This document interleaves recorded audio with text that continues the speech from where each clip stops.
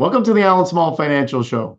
I want to thank everyone, as always, for taking the time out of your busy day to spend it with us. As I've said many times, always a great day to have a show when a central bank announces a policy rate change. Today was the Bank of Canada came out and announced a change in its interest rate policy. And coincidentally, 2 weeks from now, September 18th, our next show, the Federal Reserve will come out with their announcement on interest rates. So it's a good day. It's always exciting. And as always, we'll delve into why the Bank of Canada made the change and what to expect coming, going forward in the future for future rate decreases as well. But let's put up what else we have on the show this afternoon. There it is, the Bank of Canada rate hike decision. As I said, Bank of Canada cut interest rates by 25 basis points, their third rate cut in a row. We'll talk about that. Top 3 things to consider over the next 10 business days or 2 weeks. What should investors consider before you make your investment decisions? Consider other investing ideas, not just technology. I can't help but to talk to individual investors about tech. It seems like all we're doing is talking tech. Everybody's wondering where they or when they should get into a name like NVIDIA. Is it down enough? Should they be buying more, etc.? But there are a lot of other good opportunities. We're going to bring you some and talk a bit about those opportunities. Tax fairness. This is something we've been hearing a lot of here in Canada since earlier in the year when the federal government increased the inclusion rate on capital gains tax. We've been hearing a lot of people talk about tax fairness. And now in the U.S., with a big election coming up in November, presidential election coming up in November, they're talking about raising taxes. At least Kamala Harris, current vice president, talking about raising taxes down in the U.S. Former President Donald Trump actually talking about cutting taxes. So taking 2 different approaches. So I thought a good time to talk about tax fairness and taxes in general. Value versus growth investing. We often hear about, are you a value investor? Are you a growth investor? Well, I'm going to tell you today that there's probably not much difference. I think value investors all consider themselves growth investors. Everyone's looking to grow their portfolio. So we're going to dig deeper into the terminology, value versus growth. Quick hits, something we created a few months back. These are ideas or news items that have perhaps crossed your path. Everybody who's watching today will definitely recognize some of these. I thought I would comment on a few very quickly. And of course, last but not least, your questions. If any of you have any questions during the course of the show, please put them in the chat boxes. Love to get to them at the end of the show. If we cannot, definitely would like to answer them during the next couple of weeks before our next show, or we may just answer them on our next show. So if you have any questions, please don't hesitate to ask. Love to receive them and love to answer them for you. So without further ado, let's move on to our first segment.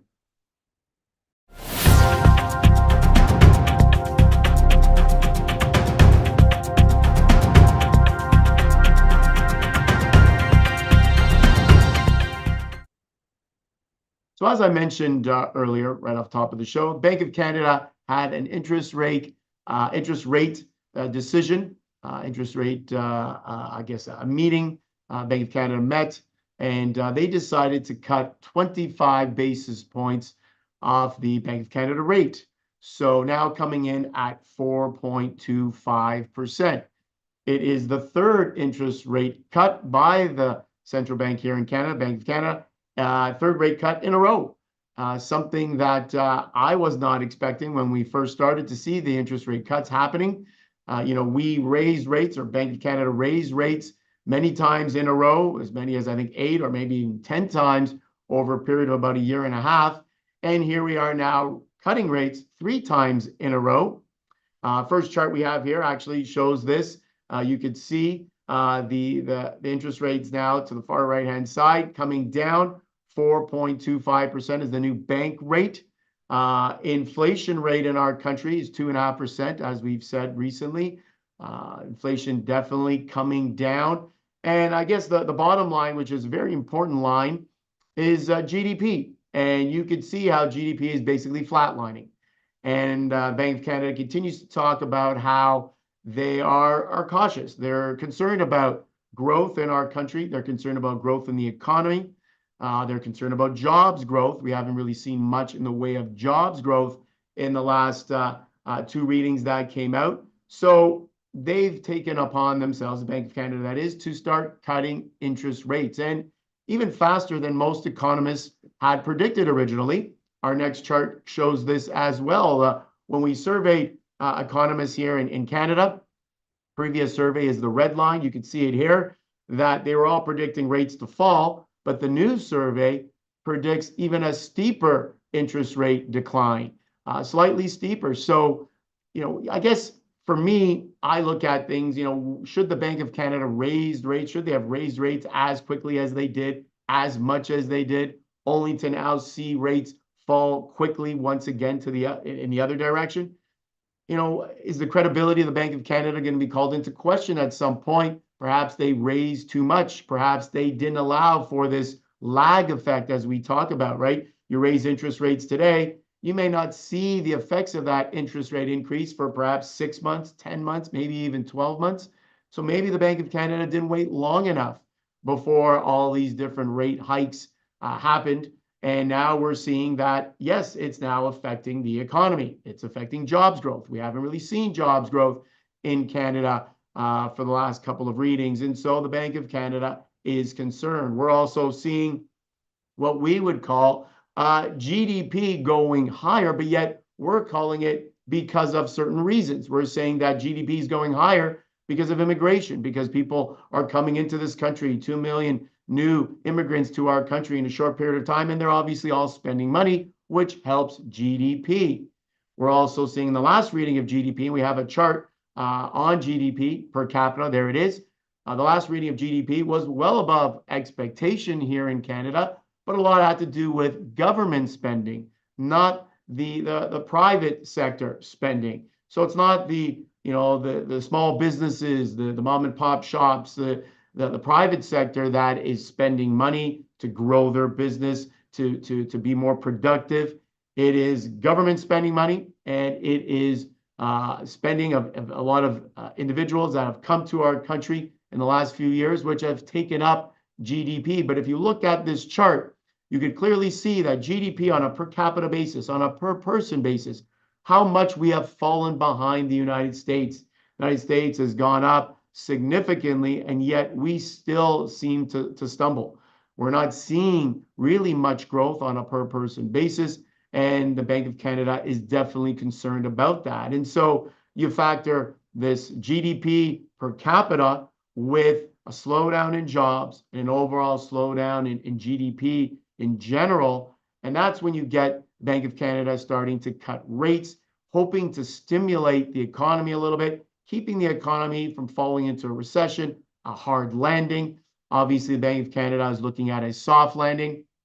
To them right now, I guess looking more at jobs growth and the economy is probably taking a little more center stage than even inflation is at this point in time, because inflation in our country is around 2.5%, on its way to 2%, according to the Bank of Canada, whereas jobs growth in general is definitely slowing down. So can we expect more rate cuts this year?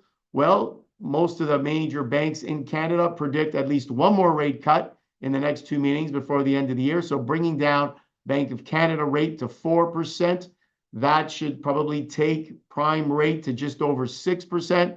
And then next year, there are predictions that we could see as many as 4 rate cuts, which should bring prime rate somewhere just above 5%, and a bank rate to neutral, which the Bank of Canada wants to see, a neutral rate somewhere around 3%. So is a prime rate at 5% neutral? Well, we'll have to see how that affects the housing market and many other things. But I think the expectation for at least one more rate cut should be out there for investors.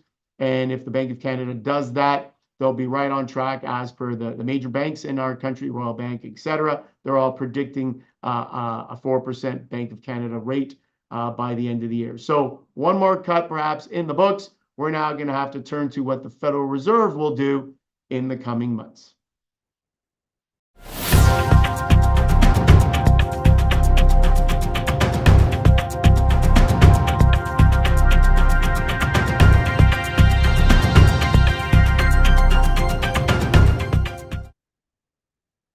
we come to the part of the show that we always have. It's definitely a favorite for many investors.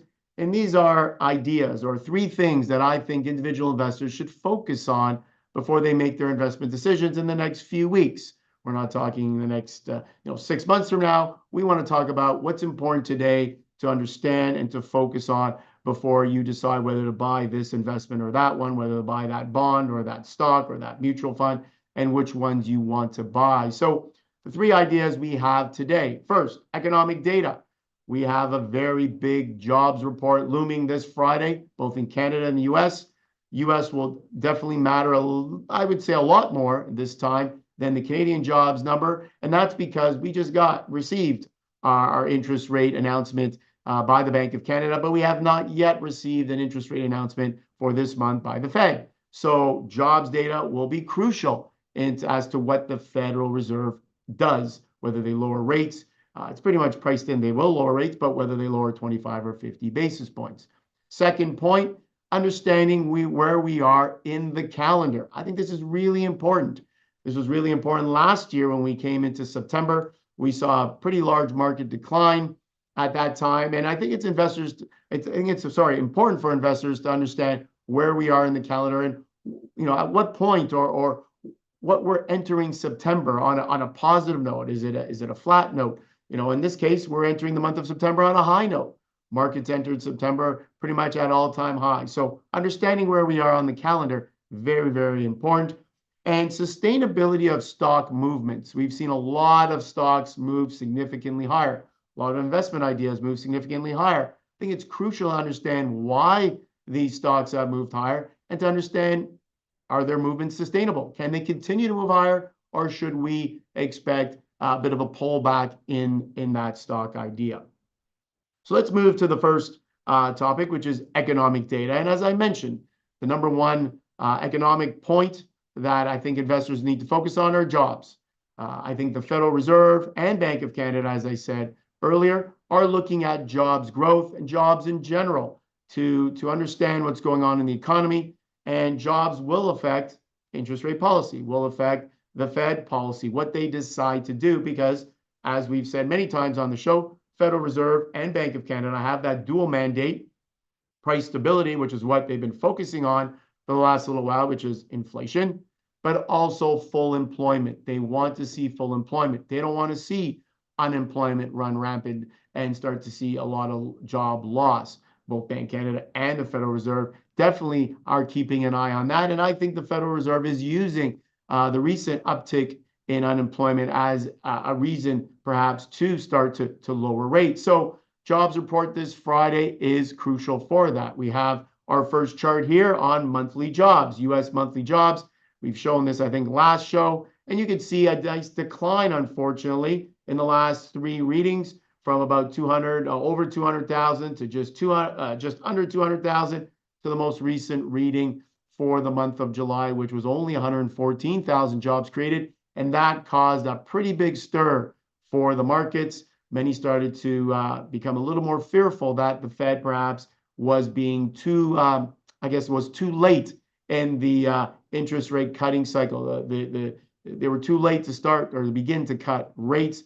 Obviously, we know here in Canada, we've cut now 3 times. They've already cut in in Europe as well and other places around the world, but yet the Federal Reserve in the United States has yet to cut. So are they too far behind? Well, hopefully not. Market has been really resilient. So I think that's afforded the Fed some extra time before they started to cut their interest rates. Next chart we have here, again, U.S. unemployment. And this is what I was referring to. You can start to see U.S. unemployment is starting to move higher. This is starting to become a concern for the Fed. We've gone from the U.S. has gone from about a 3.5% unemployment rate to now something well over 4%, around 4.3%. If we see on Friday that we get a job, or the United States reports jobs of less than 100,000, I think there will be fear in the markets once again. The expectation is for jobs growth in and around 160,000 jobs created. Anything around there, I think, would be great. Anything too high, then maybe people will call into question whether the Fed will actually cut rates at all. Anything too low, and perhaps people will start calling for maybe a 50 basis point cut for the Fed come September the 18th. So again, Goldilocks, right? Not too hot, not too cold. Even the slightest deviation from what is being or what is expected could move markets. Next chart we have here, PCE, just showing you once again the preferred measure of inflation by the Federal Reserve coming in around 2.5%. And you can see a gradual decline there.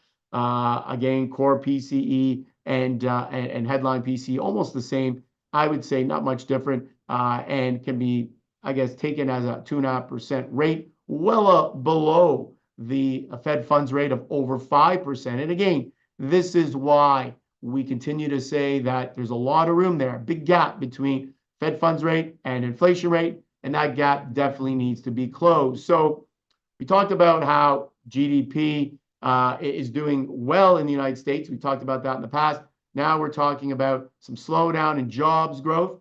But another good point, or another positive data point, I should say, out of the US recently has been retail sales. We have a chart here showing retail sales, and you can see how well retail sales did this past reading. Came in at around 3% above, 1% above what the expectation was. I think it was more of closer to a flat reading month over month. And it was a great reading, something that was not expected. Retail sales coming in a lot stronger. So that kind of took people by surprise a little bit. We thought things were slowing down, but yet the consumer continues to consume, continues to spend money.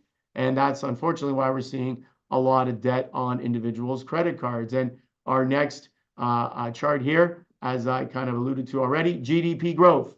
That is where we saw the 3% reading on GDP. GDP growth coming in at 3% in the United States. Again, above the initial reading for the latest quarter. Initial reading was 2.8%. Now it's popped up to 3%. So overall, here you have this soft landing that everybody was hoping for. You have some strength in the economy. You also have some weakness in the economy in the United States. And so you put the two together. And yeah, I guess it's afforded the Federal Reserve a little bit more time than the Bank of Canada before we see their first interest rate decline. So economic data, very important to focus on by individual investors over the next couple of weeks and getting some of those readings. We're also going to get a CPI reading as well and another retail sales reading before the 18th of September, where the Fed makes their decision on whether to cut rates and by how much. Second point I wanted to discuss is understanding where we are in the calendar for the year.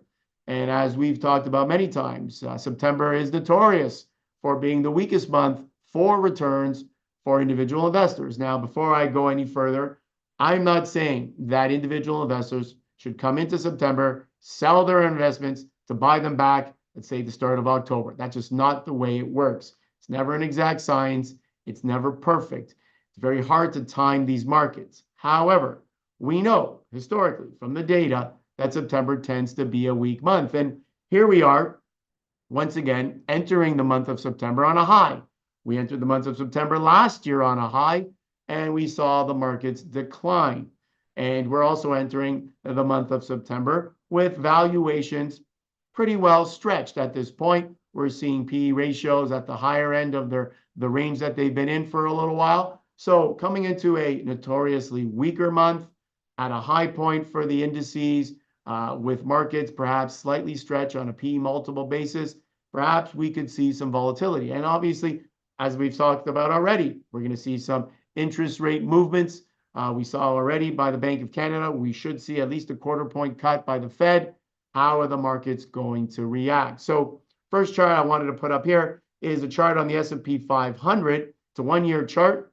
And you can clearly see, there it is, that we are coming in, even though we saw a bit of a dip. First trading day yesterday for the broader markets. Obviously, Monday, Labor Day, and no markets were open.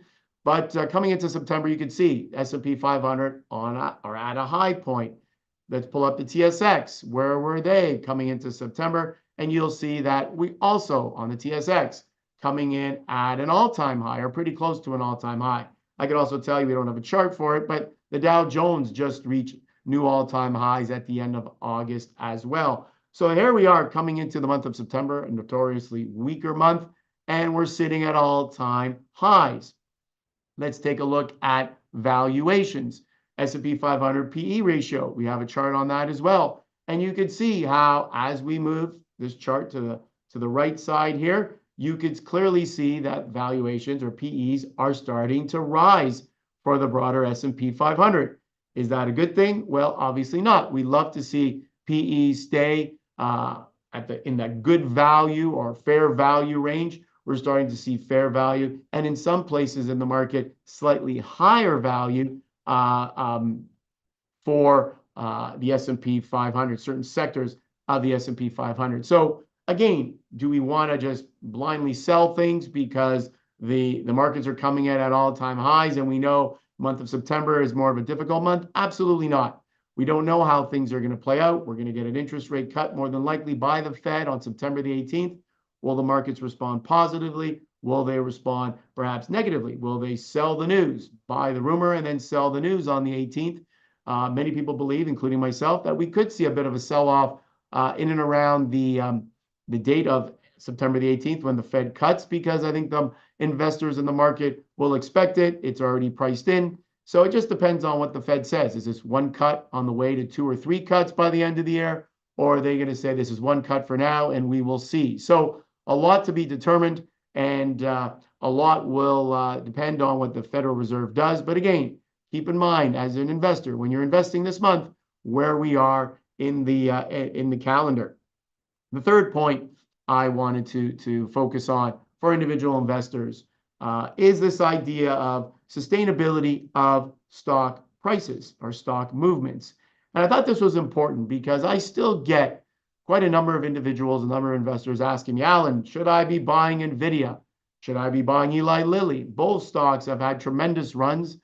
NVIDIA obviously has had a bit of a pullback recently. We've seen a couple of pullbacks this year. Eli Lilly had a pretty big pullback not too long ago and now has surged once again. And what I think is extremely important is not just seeing these stocks move higher and wondering whether you should buy them or not, but you really need to understand why they moved higher. If they can sustain their share prices, can their share prices continue to move higher based on what the company is doing, based on valuation, etc. That's probably even more important than just guessing or getting into a name just because it's done well in the past. So in the case of NVIDIA, we have a chart here on NVIDIA. Case of NVIDIA, obviously, #1 chip designer, creator, maker for artificial intelligence. They also are very big into the gaming space. NVIDIA was known for gaming up until the AI boom of the last few years. So NVIDIA has reported fantastic quarters, one after the next, after the next. A couple of quarters ago, grew by over 200%. This past quarter, they grew by about 130%, grew their profits, that is, by 130%. So a couple quarters ago, 200% growth, fantastic. This past quarter, over 130% growth, maybe not as good as 200% growth, but still doubled in terms of what they've made in this past quarter on an annual basis if you compare it to what they made a year ago.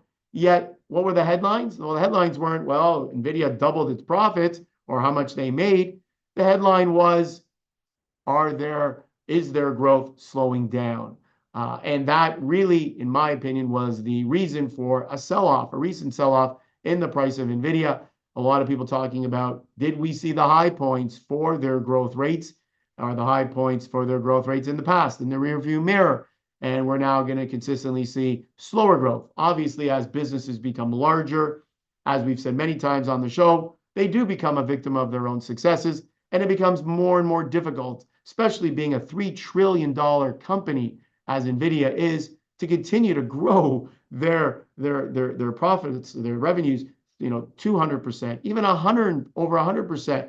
And so, yes, it is expected that the profitability will start to slow down, but that doesn't mean the company is not a good company. But does that mean that the share price will be in tough? Does that mean the share price will be able to go up as quickly as it has in the past?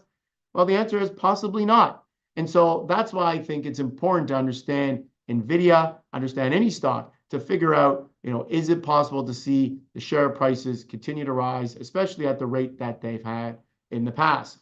A lot of, I guess, individual calls on NVIDIA by analysts. A lot of people have the stock moving up to 150. Some people have the stock moving up to 100, 135.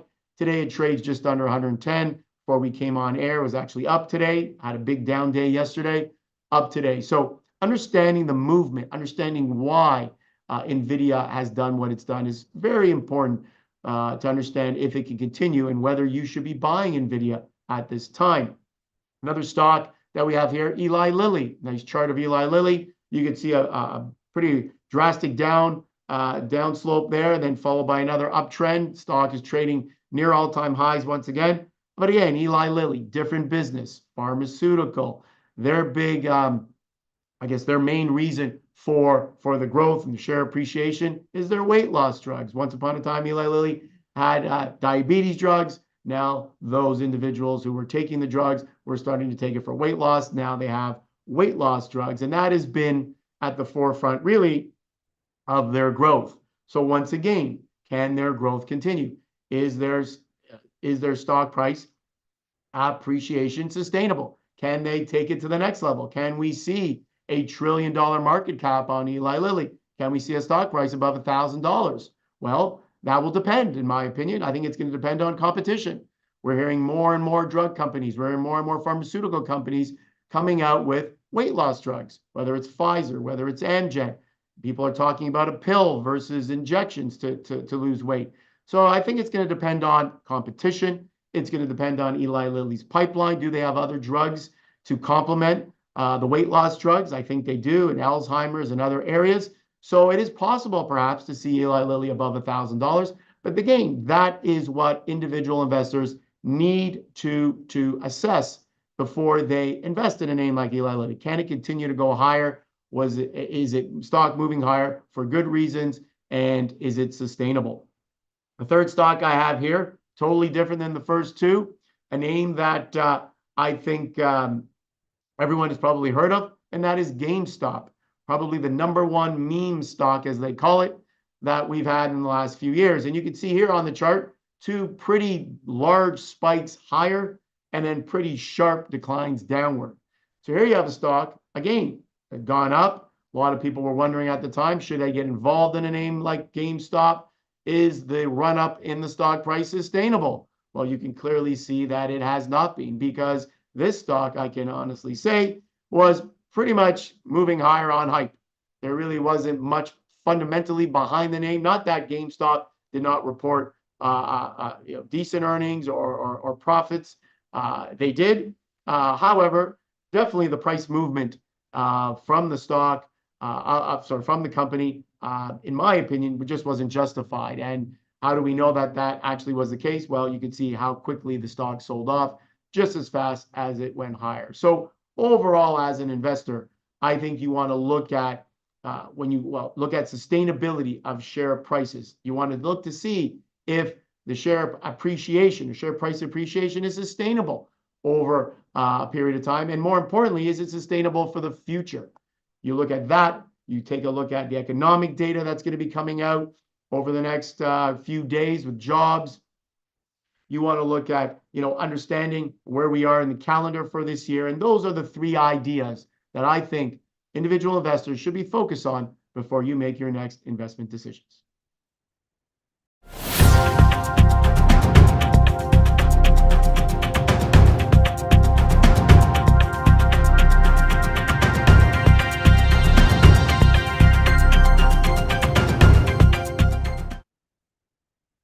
I think everybody should consider other investment ideas and not just tech. We talk a lot about tech on this show, and that's important because tech makes up the largest component of the S&P 500. Almost half the S&P 500 is technology. And you could break down technology in different segments, different parts: software, hardware, social media, artificial intelligence. There are many ways to talk about technology, but overall, I think you need some technology in a portfolio, especially if you're looking for growth. I think you need some of the Mag 7 names, as I've said many times, if you're looking for growth in a portfolio. But I also believe that there are a lot of other great names that are out there that you can invest in that have given really, really good returns over the past, let's call it year to date. And I have some of these names to share with you today. Some of the names that you would probably be surprised to find out that they're actually outperforming the Mag 7 as an index. And I brought you some of these names today. First one I wanted to talk about was American Express.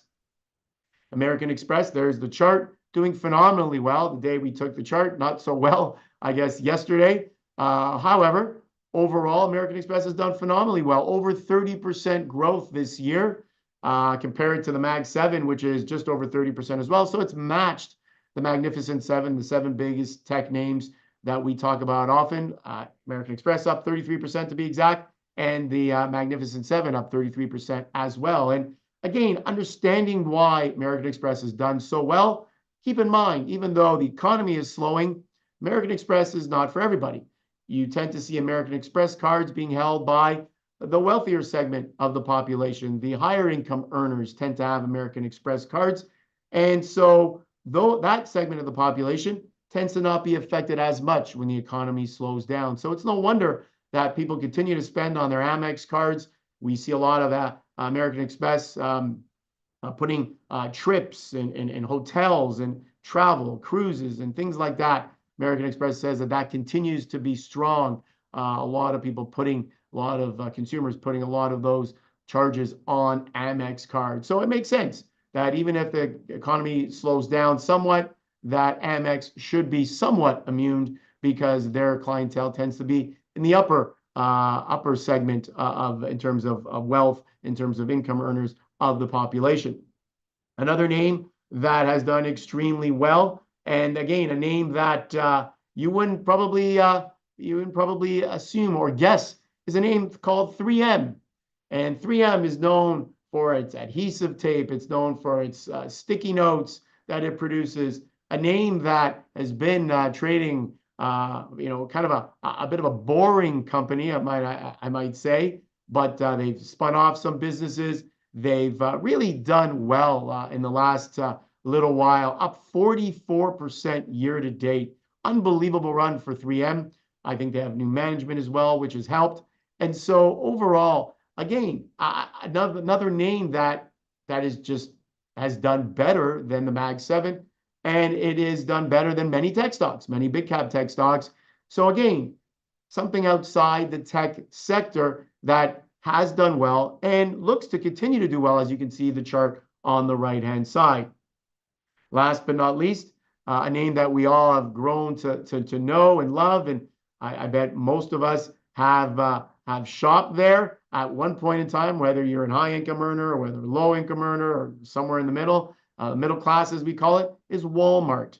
Walmart, too, is up well over 40% year to date, and it's a name that continues to do well. And I think it continues to do well when you, I guess, if you analyze the company, is because they have something for all segments of the population. If you're looking for cheaper items, they have it. If you're looking for other items that, may not be cheaper, they have that as well. But I think probably the number one reason why Walmart has continued to do well during the inflationary times, during now what we're seeing a little bit of a slowdown in the economy in Canada and the US, is because they have a very good, large, thriving grocery division. And their groceries just have done extremely well, that part of their business. And that's what separates them from a Target or other retailers. Costco is another name that comes to mind. Their grocery division has also helped them do extremely well. So Walmart, a name that I think has done extremely well, a name that I think a lot of individual investors have looked at. And for those that got into the name, they've been handsomely rewarded. And here we have our last chart of this segment, which is the chart on the Magnificent Seven. You can see that Magnificent Seven has pulled back a little bit recently, still up quite a bit on the year, but has pulled back recently. So overall, I guess there are other sectors, there are other investment ideas other than tech. It's not just tech. It's not about what can you buy NVIDIA at, what can you buy Microsoft at, or Amazon, or any other names that are in that considered in the tech space. It's about building out a diversified portfolio made up of fantastic companies, leaders in their industry, leaders in their sector, and buying them at a good price. And as always, if they pay a dividend, that's even a better recipe for success. But it's about building diversified portfolios. And as we've just seen, a lot of perhaps boring names that you wouldn't have considered are having fantastic years. And these are names that I think every individual investor should consider for not only growth, but also growth and income.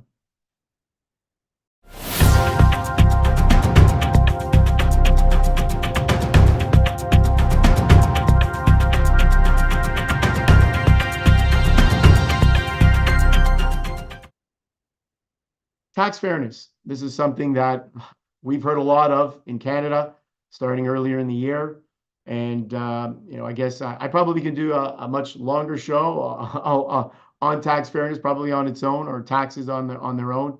It is I guess, a point of contention for many investors. It is the number one topic of discussion for investors in general, not just my investors, but I think for investors in general.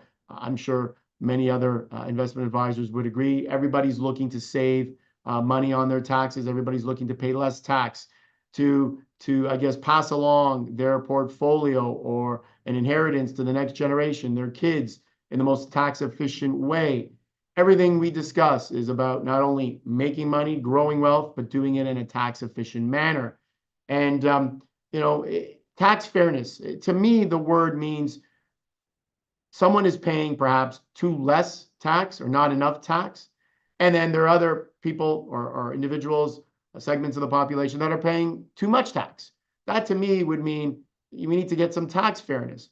But that's just not how it works, right? Just because the government decides to raise taxes on, let's say, the higher income earners because they believe they're not paying their fair share, that doesn't mean that the lower income earners will now pay less tax. It just means that the government's going to generate more revenue from the increase in taxes on that segment of the population. So this idea of tax fairness, I don't know where it came from. A lot of people talk about it, but to me, you're not increasing one person's taxes and lowering another. You're increasing one person's taxes and maintaining the taxes on the other person. So to me, this idea of tax fairness, I just don't understand it. I know a lot of people in talking to them, they just don't understand why we don't have a flat rate of tax. That if you make $100,000 or $50,000 of income in a given year, why don't we all pay a flat rate of tax? Yes, someone who makes $100,000, if the rate of tax is 25 or 30%, let's say, then yes, they'll pay $25,000 or $30,000 of taxes. Someone who makes $50,000, well, they'll pay half that amount in taxes. So it makes sense. The more money you make, the more you pay. But everybody should pay perhaps the same rate. And I think that is what many people believe. And it's interesting. I get a lot of individuals talking to me about this idea of higher tax. It's been talked about a lot lately in the United States. I know the current vice president and I guess presidential nominee, Kamala Harris, talking about raising taxes in the United States. Again, this idea of taxing more of the wealthy segment of the United States, increasing taxes, corporate taxes as well. So taxes, once again, is being talked about in the US. They're actually considering taxing unrealized capital gains, which is interesting. I don't know how that would work. But again, increasing taxes, trying to generate revenue, because we know governments are spending a lot. There are a lot of debt on the books with our government here in Canada and the United States. And so what they want to do is they want to continue to tax to hopefully increase revenue. So a lot of people aren't in agreement with that. And I know probably many of you watching today aren't as well. I have a couple of charts here which talk a bit about that. And the first one is total government expenditures of G7 countries as a share of GDP. And you can see here that as a share of GDP, we're actually not bad compared to other G7 nations. Not as good as the United States, but not as bad as some of the European countries, spending a lot more of the money that they take in. Second chart I have here, I think is really the main chart or the main point for this segment. And it talks about all different tax brackets. And the confusion by I know many Canadians wondering why some Canadians are paying more tax than others. And here we have a chart on Canadian tax brackets. We can pull that up for everyone. There it is. And you can see based on this chart where you fall with respect to tax brackets. If you make a certain amount of money, government, for example, OAS gets clawed back as well. That's another thing that government wants to do, but that's fine. I think most people are okay with that because old age security is for those that need it versus those that don't. Whereas here we have tax brackets. You can see if you combine, the federal tax rate with a provincial tax rate, you can get what people's marginal tax rates are based on your income. And again, I just think that talking to a number of individuals, they continue to come to me and they say, I worked hard in school. I got, 2 degrees sometimes, or a master's in business administration, or wherever their master's is. They're a doctor, they're a lawyer, they're a professional of some sort, and now they're doing well in life, and their tax rate is actually above 50%. Their government is making more from them than from their income than they are. And then you take and compare that to someone who perhaps didn't study as hard, didn't get the credentials, didn't work as hard, and their tax rate is a lot lower. So, their thought process is, why are they being penalized for working hard and earning more money? What does it say to our children, our young adults who are right now in college, university, or even in high school? What does it say to them? You work harder, well, you'll be taxed more. And then taking that one step further, you talk to some factory workers, some people that have opportunities to work perhaps a second shift or 1.5 shifts, more time to earn more money. A lot of them will tell you, well, why do we do that? If we work, a second shift, make time and a half, all that extra money will end up just going to the government in the form of taxation. So a lot of things going on. And, to sum it all up, I think the Bank of Canada has been talking about productivity and why Canada has become, or has been for a little while now, a country with the lowest productivity rate of all G7 nations. Is it because of our high tax rate? We know in Ontario, we are at one point, I know we were the 4th highest jurisdiction for taxes in North America. We could still be somewhere around 4th. Perhaps we may have changed that slightly. But overall, tax rates in Ontario, not so much from the provincial side, but when you combine provincial and federal, they are higher. So this idea of tax fairness, wanted to talk a bit about that today. It's been very front and center with many individuals, and it's been front and center with many investors for many, many years.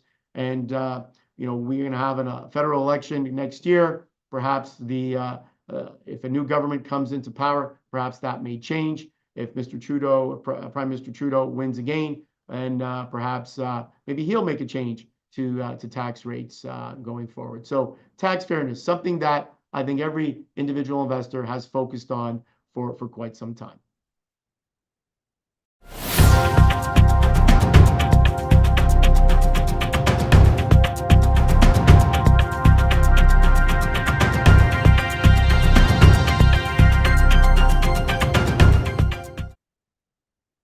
Value versus growth. Now, this is interesting because a lot of people talk about, well, what kind of investor are you? Are you a value investor? Are you a growth investor? Well, I'm sure my value investors would say they're growth investors as well, except they're only willing to pay for an investment if it's what they think is a good price or cheap. Whereas a growth investor, perhaps they're willing to pay a bit of a premium to get or to chase or to go after some higher growth rates. So value investors may be called that, but I think they would tell you they're growth investors. They're no different than growth investors, except on the price points that they're willing to look at and the price they're willing to pay for individual investments. And interesting enough, when I first started my career in investing, I was a value investor. I was looking for rock bottom prices. I was looking for PE ratios on investments that were less than 10, so single digit PE ratios. And now looking back, it's kind of funny because very few investments today, very few stocks, very few companies have single digit PE ratios today. And if you're looking for deep value, and if that is one of the things you're looking at, low PEs, you're going to be in tough to find it. So many investors like myself and many others, I'm sure, have changed. And we've changed from deep value to more growth at a reasonable price, or GARP investing. And I've talked about this on our show before. GARP, GARP, growth at a reasonable price. We're willing to pay up for an investment if it is a reasonable price. And I think GARP investing is kind of the middle ground between the value and growth. We have a chart here which shows some differences between value and growth stocks. Here you have it. On the left side, value stocks, undervalued, priced lower than the broader market, low PE values, as I mentioned, relatively stable with low volatility. And that depends, obviously. Some value names have had some volatility the last few years, and that's been for reasons such as interest rate movements, etc. Dividends, they tend to, value investments at times can pay higher dividends. Growth stocks, overvalued, priced higher than the broader market. I don't know if the word overvalued is appropriate, but maybe they're trading at a bit of a premium. Maybe that's a better way to put it. High earnings growth potential, higher risk, more volatility because you're going after growth. These are names that can be more volatile, and a lot of these growthier names have very low dividend rates or no dividend rates at all. So really, growth versus value, tough to separate. But I think growth at a reasonable price, or GARP investing, is a good way to be, and the middle ground. I wanted to bring up one more chart here in this segment, and this is a chart of Berkshire Hathaway. And why do I throw that in there? Well, Warren Buffett, probably the greatest investor of our generation, always known as a value investor, long-term investor, right? He looks at things, he takes a long-term approach, and he considers himself one of the most famous and deep value investors around. And you can see how well Berkshire Hathaway has done over the last many years. I think this is roughly a 10-year chart, somewhere around there. Actually, more than that. Could be a 25-year chart. Overall, I think Mr. Buffett has changed his style a little bit. I don't know if I would call him as deep value as he used to be. Berkshire now owns Apple stock. Apple is a tech stock. Some people would say it's value, but it's still a tech stock. They've at one point owned IBM, as opposed to owning Coca-Cola, Wells Fargo, names like that. But Warren Buffett, Berkshire Hathaway's moved into tech stocks a little bit. So even the great Warren Buffett, the greatest value investor of our time, has changed a little bit the way they invest. And now perhaps Warren Buffett is more GARPy in nature than value. And the last thing I will say on Berkshire Hathaway is that they are now becoming the first $1 trillion market cap company that is not technology, if you can believe it. So a name to watch. Hopefully, Eli Lilly, the big pharmaceutical name that I talked about earlier in the show, hopefully they become the second $1 trillion company as well.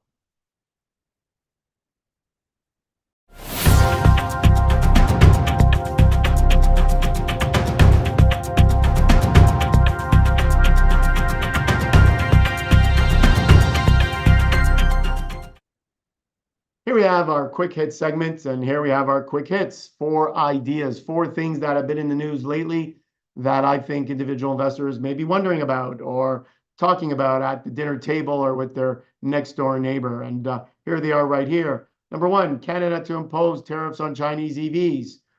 That has been, I guess, the topic du jour, as we say, for a little while now.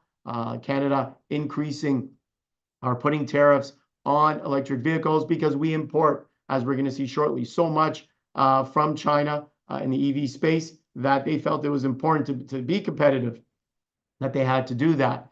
Canadian big bank earnings recap, we'll go over those. There's definitely, I guess, a dividing line between the 6 major banks in our country. We'll highlight that. Number 3, banks in mortgage rate war. And that shouldn't come as a surprise. With interest rates as high as they are, it's difficult for the banks to earn mortgage business with rates so high. Number 4, Canadian household spending per person is coming down and is at a recession pace. And we have a chart that clearly shows this. And that is obviously contributing to a slowdown in overall GDP, and something that the Bank of Canada, as I said earlier, is focusing on.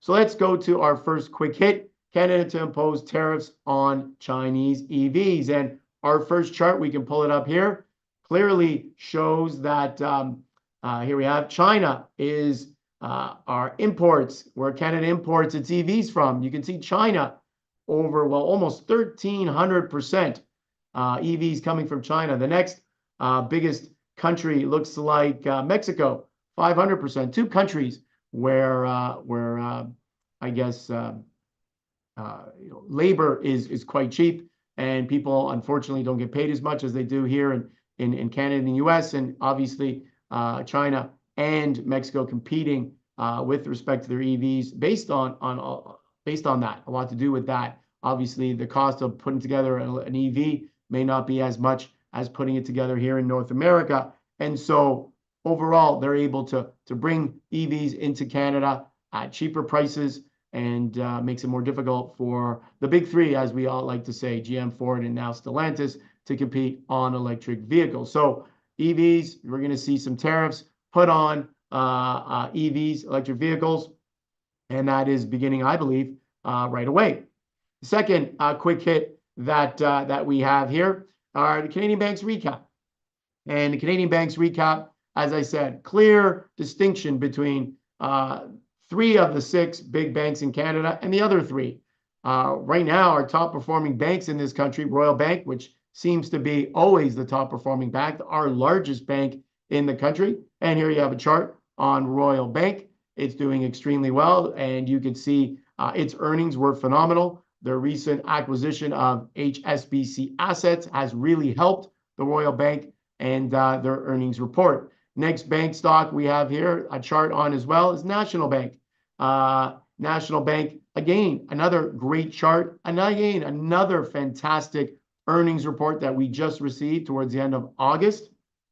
And dividend has been maintained at in and around 4% for quite some time. It's now pulled back below 4% just because the stock has moved so much higher. And the third big bank in Canada, which is our second, second smallest, or our 5th largest bank out of the 6, which is CIBC, they too are doing extremely well. And it's no coincidence, in my opinion, that all 3 of these banks have done extremely well on the back of good Canadian earnings. The portion of their earnings that came from Canada versus outside of Canada did extremely well. And CIBC, Royal Bank, and National Bank. CIBC and National primarily do business in Canada. CIBC obviously has business in the United States as well and outside of Canada, but predominantly a Canadian bank. And Royal Bank, a huge Canadian business.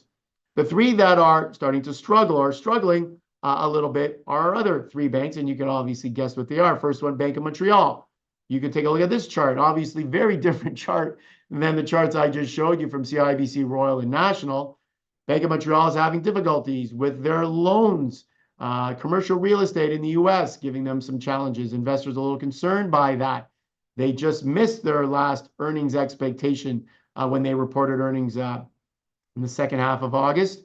And they've been talking about setting aside even more money for bad debts, for defaults going forward. And that really hurt the bank and caused a lot of individual investors to sell some of their shares. The next chart we have, TD Bank. TD Bank stock a little bit better, had a bit of a dip not too long ago. And again, they're setting aside a lot of money for bad debts, and their situation, the money laundering situation in the United States that they're a part of. They had a money laundering scandal at TD inside the US. So this wasn't in their Canadian banking, but it was in their US banking. And they have actually set aside approximately $2.5 billion as money to perhaps pay if they're anticipating some sort of fine out of the US government. And they've set aside money. And I think they've done that to, I guess, provide some clarity. Maybe investors are liking the clarity with that. And we've seen the stock price rise back above $80 a share. And lastly, Scotiabank. Scotiabank doing a lot better recently, as you can see by their chart here. Scotiabank is doing a lot better. They've changed management. They've undergoing a restructuring. And I think that has definitely helped. But still, they too have set aside more money for bad debts. And so, again, something to consider if you're looking at the banks as an investment. I think you want to keep an eye or keep track of which banks are doing well and which banks are not doing as well. third, or I think it's the third quick hit, third out of fourth quick hit, is this banks in a mortgage war. The idea that big banks are fighting for your money, for you to borrow with them. And it's interesting, with interest rates as high as they've been, mortgage business has slowed. There's no doubt about that. Lending by the banks in Canada has slowed down, and that's affected their profitability. Keep in mind, as the economy slows, so do banks. Being the bloodline of every country, your major banks will slow as the economy slows. But I think this next chart I find quite interesting, because you'll notice that these are the lowest nationally available mortgage rates that we were able to find. And you'll notice here that there are no big banks there. Well, actually, that's not true. You see Scotiabank at the bottom there on a 5-year hybrid. They tend to be the lowest rate, but most of the other names are smaller institutions, whether they're trust companies or other smaller financial institutions in Canada providing mortgage rates. And they tend to be better providers of mortgage rates. Lower rates tend to come from outside of the big banks here in our country. So I thought that was another point, another good headline I saw in the news, that big banks are fighting for your mortgage business. And that was actually talked about by the CEO of Royal Bank. And lastly, our last quick hit, possibly the most important one, is households. Canadian household spending on a per person basis is falling, and it's actually falling to recessionary levels. We're not seeing the spend that we once did. Again, going back to this productivity situation the Bank of Canada keeps talking about, we're seeing more spend as a country because we brought in more people to the country, but on a per person basis, we're just not seeing the spend, and that is worrisome. That should be worrisome to our government. It is definitely worrisome to the Bank of Canada. And our last chart, you will see, clearly shows this. On the far right-hand side of the chart, you're going to see, there it is, that the spending has now gone below the flat line, or the zero mark. And when we see that, if you look back in history on to the left of the chart, you will see that usually that causes a recession. So is a recession in the cards here in Canada? Don't think we're out of the woods yet.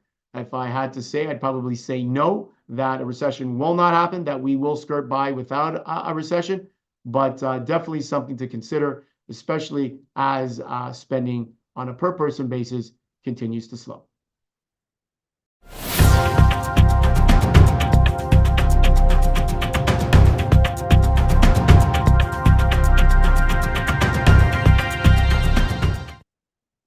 It's now the part of the show where I get to take at least one question from the audience. I know our show has got a little longer than normal. A lot of information wanted to get out today, especially around interest rates and taxes, et cetera, because that's been such a hot topic, especially in the United States and even in Canada recently.